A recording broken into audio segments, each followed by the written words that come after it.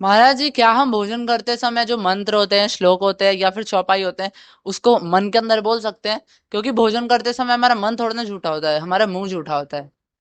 हाँ, बहुत ही सुंदर है ये भाव कि अगर हम जैसे भोजन कर रहे हैं तो उस समय सबसे पहले भोजन से पहले जो नाम कीर्तन अगर बज रहा है तो सुने, या हम पहले तो क्या अपने से खुद से अपने मुखारविंद से हम कुछ कम से कम 20-50 नाम जितना हो सकता है हम भोजन ग्रहण करने से पहले, प्रसाद ग्रहण करने से पहले, भोजन नहीं प्रसाद ही होता है अपना, तो प्रसाद ग्रहण करने से पहले हम नाम स्मरण करें। आ, थोड़े राधा वल्लभ श्री हरिवंश का करें, या जो जैसे हैं, जैसे अब सीताराम सीताराम, हरे कृष्ण, जो भी जिनका मंत्र या नाम पद्धति है उनके हिसाब से वो अपना करें। और बीच बीच में भी चिंतन में नाम आते रहना चाहिए, बीच बीच में नाम होते रहना चाहिए, चलते रहना चाहिए। को जैसे एक वर्ड आए तो फिर, तो ऐसे जल भी ले तो भी नाम जप होना चाहिए। अब बिना जल, जैसे हम कहीं बाहर में हैं, कोई परिस्थिति बस, जैसे ये साधकों की बात है, वो तो चलो बाहर में उनकी निषेध होती है बहुत सारी चीजें, पर किसी परिस्थिति बस अगर वो ले रहे हैं जल वगैरह, तो वहीं से अपना इष्ट देव को याद करके, अपने इष्ट समर्पित करके, और तब ग्रहण करें जल को। और अगर जो बाकी सब लोग हैं कहीं भी भोजन या जल लेते हैं, तो वहां पहले कम से कम 5 बार नाम उच्चारण करें और तब जाकर के भोजन या जल ग्रहण करें। तो इससे बहुत लाभ है, इससे आदत बन जाएगी नाम उच्चारण करने में।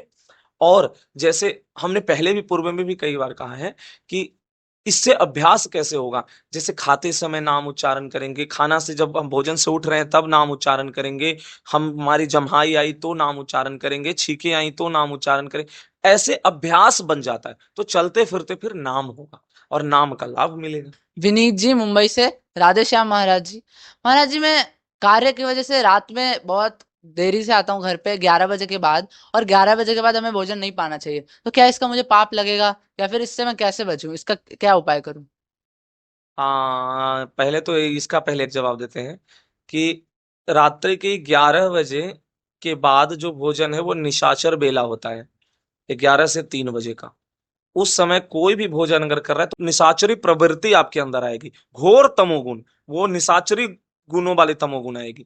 वो बहुत मतलब वो बिल्कुल ही निषेध किया गया है, शास्त्र तो बिल्कुल निषेध है और कभी नहीं करना चाहिए। भले उस दिन मत अन्न ग्रहण करो, कोई दिक्कत नहीं है। अगर बहुत ऐसी परिस्थिति तो जल ग्रहण करके सो जाओ, सुबह में कर लेना, क्योंकि ऐसा कुछ हो नहीं जाएगा कि 2-4-5 घंटे में मर जाएगा आदमी। पर 11 से 3 बजे के बीच में भोजन नहीं ग्रहण करें। और कोई भी हम परिस्थिति बोलते हैं कि चलो कोई ड्यूटी कर रहा है ऑफिस वगैरह में जिनकी कार्य होती है, और अगर वो ड्यूटी कर रहा है और वहां से उसको आने में दिक्कत हुआ या कुछ ऐसी समय का, तो ऐसा तो परिस्थिति बनता है ना कि आप, या तो आपको रात की ड्यूटी है तो लेकर के भोजन जाते हैं, या आप पा करके जाते हैं, या अगर आपको आने में विलंब हो रही है 11 बजे, तो आप उससे पहले ही आप वहीं कहीं कुछ भोजन हल्का फुल्का कर लें कि भैया आज लेट हो रहा है, हमको विलंब हो रहा है, घर पर जाएंगे तो भोजन नहीं करेंगे 11 बजे के बाद। पर 11 बजे के बाद भोजन ना करें, बिल्कुल ही शास्त्र निषेध करता है भोजन का। निशाचरी बेला है, उस समय निशाचर जो प्रेत लोग होते हैं वो भोजन करते हैं। हमने बताया भी था पूर्व में कि एक प्रेत वृंदावन में कैसे रात्रि में पूरी प्रेत की मंडली थी, वो भोजन कर रहे थे, जो एक गोस्वामी जी को मिला। तो ये एक प्रसंग भी हमने पहले रखा है। तो वो 11 से 3 के ही बीच की थी, जब वो गोस्वामी जी जब परिक्रमा कर रहे थे, रात्रि को परिक्रमा करते हैं, जैसे हम लोग 2 बजे से 1:30-2 बजे परिक्रमा जब शुरू करते हैं, वैसे ही उनका दिनचर्या उस समय वो कर रहे होंगे परिक्रमा। तो ऐसे जो है ना, थोड़ा सा हमें इससे बचने की जरूरत है, क्योंकि 11 से 3 ना भोजन करें।